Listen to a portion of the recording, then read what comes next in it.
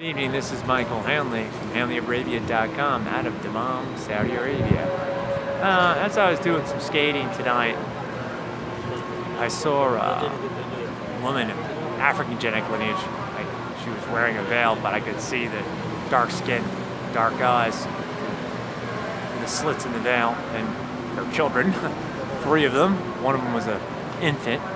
We're all of sub-Saharan genetic lineage, so certainly come to the reasonable conclusion that she was of African genetic lineage as well, without even looking through the slits in her veil.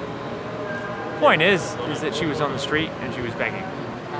Now, this is the situation that many sub-Saharan African women get into when they're living in Saudi Arabia. I don't know what their situation is. Are they abandoned by their husbands, or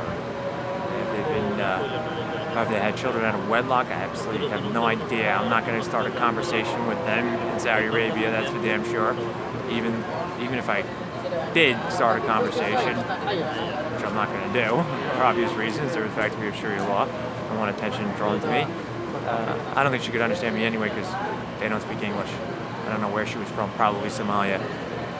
So she was begging on the street with the children. They used the children as a prop to get sympathy. I can't blame them. I mean, they must be in dire economic straits. I don't think it's just a scam like you'll see among beggars in many parts of the world. Especially we see panhandlers in the United States. She's definitely in desperate need.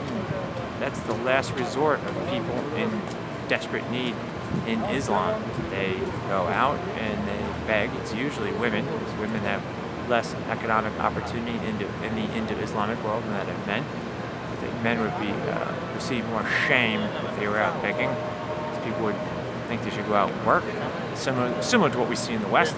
However, with women and children, it touches sympathy, or rather effectuates sympathy in men to a much greater degree than a man begging on the street, unless he was elderly or infirm, handicapped, limbless, some other type of possessive, some other type of catastrophic injury, illness, or genetic disorder, which rendered him incapable of working.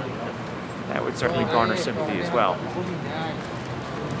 In summary, you don't have the same degree of social welfare in the Indo-Islamic world here in Saudi Arabia.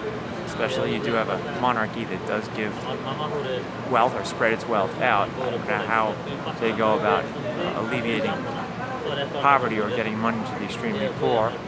In fact, I don't think this woman who was begging in the street was a Saudi nationality. More than likely Somalian. She's more East African genetic lineage, definitely. Albeit you do have sub-Saharan African genetic lineages in Saudi Arabia. They were brought over here as slaves, and some of them have nationality. I've had them in my classes. So that could be the case, but I doubt it. I don't think a woman with Saudi nationality would be on the street begging. That's for damn sure.